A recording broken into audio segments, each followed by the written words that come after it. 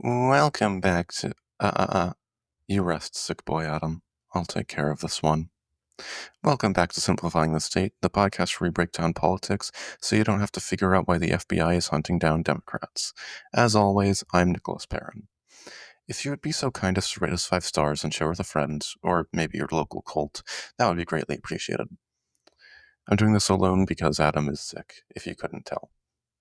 Anyway, have you heard of Gary? If you haven't, he was the governor of Massachusetts, and in 1812, he created a congressional district which was compared to a mythological salamander that was wrapping around a large portion of Boston. This is where we get the term gerrymandering, because people pronounce his name wrong. Justice for Gary. A definition being the intentional reshaping of congressional districts along ideological lines to better a party's chance of winning seats. Gerrymandering has seen much usage in the United States and other parts of the world since, and in the US it has only been picking up steam. And that is our topic for today. Recently in Texas, there's been proposals to redistrict the congressional map of Texas mid-decade, which normally the districts are redrawn every decade to better align with census data, but they're not waiting around this time. And if you haven't guessed the reason for that, it's because of gerrymandering. So, a reason that Texas is doing this is because Texas as a red state is already pretty gerrymandered to appear more red than it already is.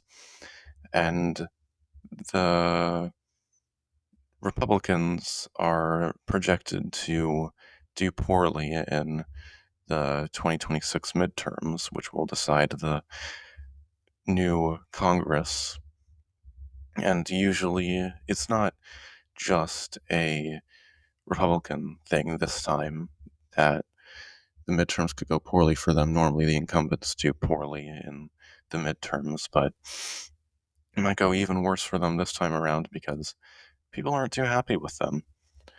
And so because of this, Trump has openly supported and called for this redistricting of Texas, which is projected to flip 5 seats of the House from Democrat to Republican, which is quite a big deal. 5 seats out of 435 doesn't sound like a lot, but putting the 5-seat change into perspective, the Democrats need only 3 seats to flip the House and be able to break the Republican trifecta. So losing out on 5 seats will put a massive dent in Democratic efforts to win back the House.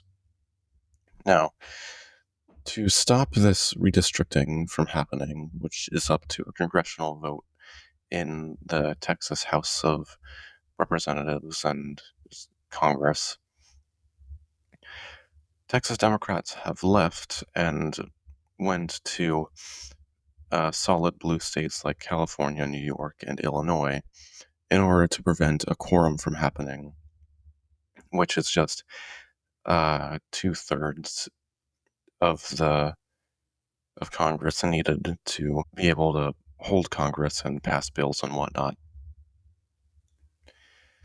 And the states that they fled to, Illinois, California, and New York, have welcomed them and said they would protect them from anyone trying to bring them back, like potentially the FBI or just other Texan efforts. Now, this isn't actually a new thing. This happened back in 2003, where the Democrats, again, wanted to stop a mid-decade redistricting.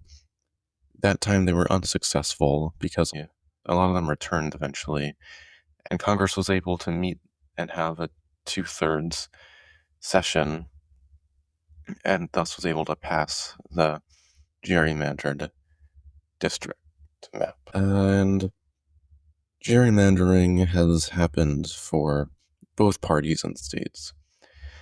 For Republicans, it has previously happened in North Carolina, Ohio, and Florida, and for the Democrats, it has happened in Illinois, Maryland, etc.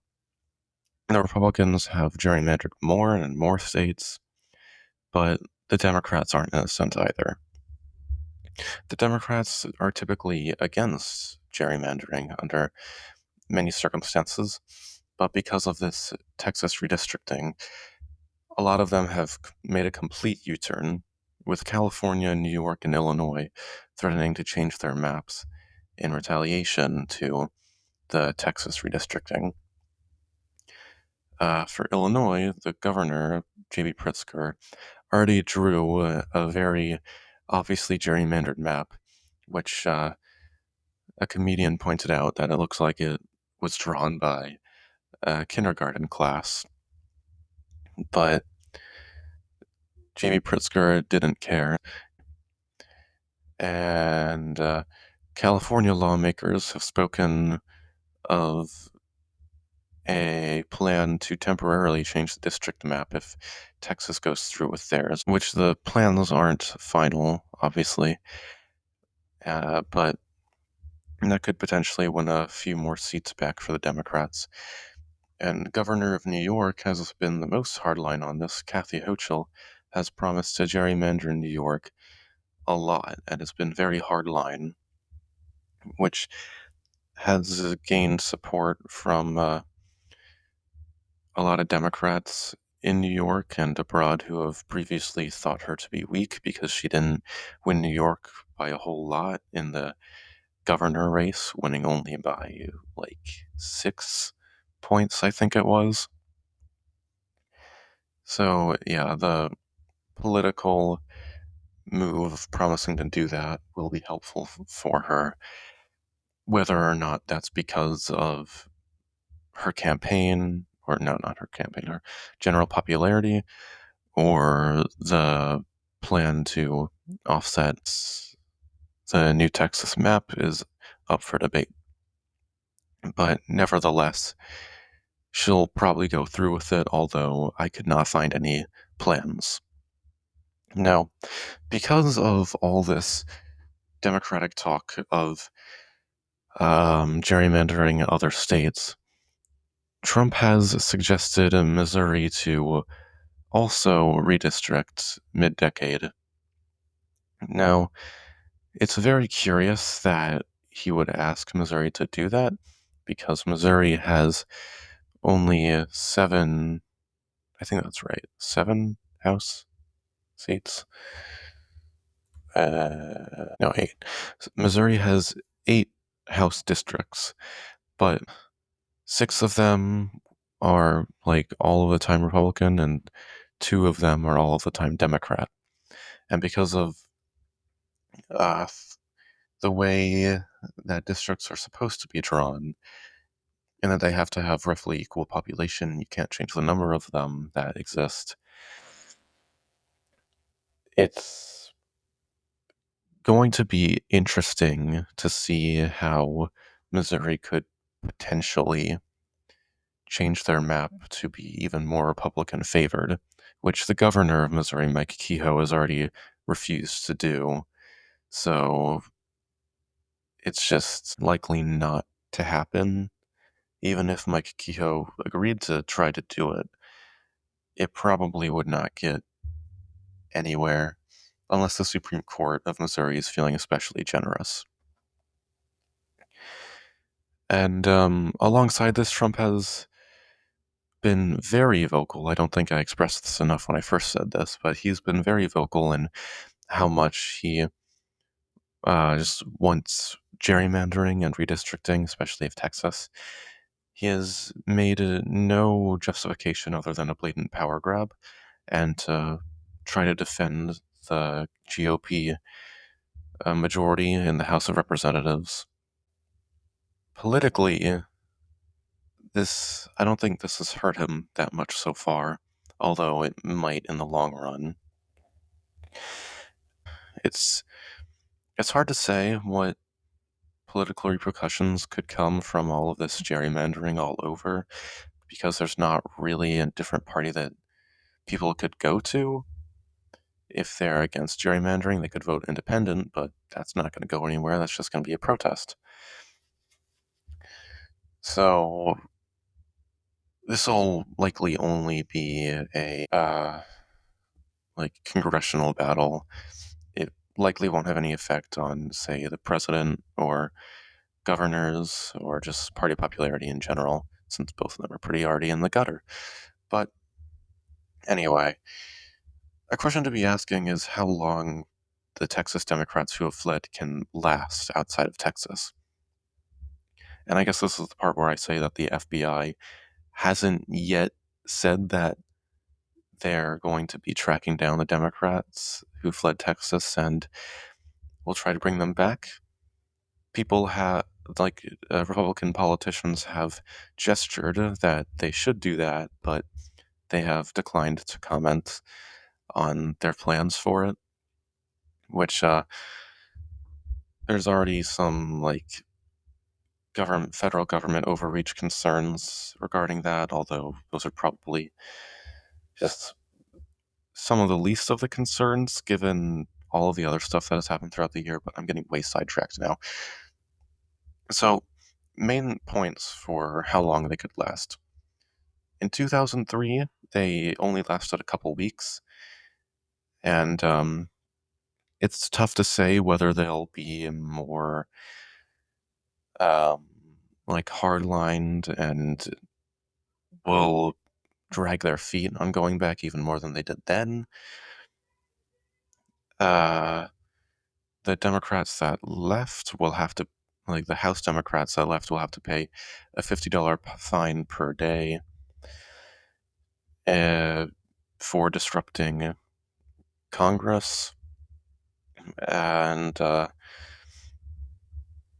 mean, a lot of them are already getting funding to help alleviate that, so they'll probably be able to last past that, and then it'll just be up to federal and I guess even statewide Supreme Courts that would decide whether this is legal or not and should happen at all.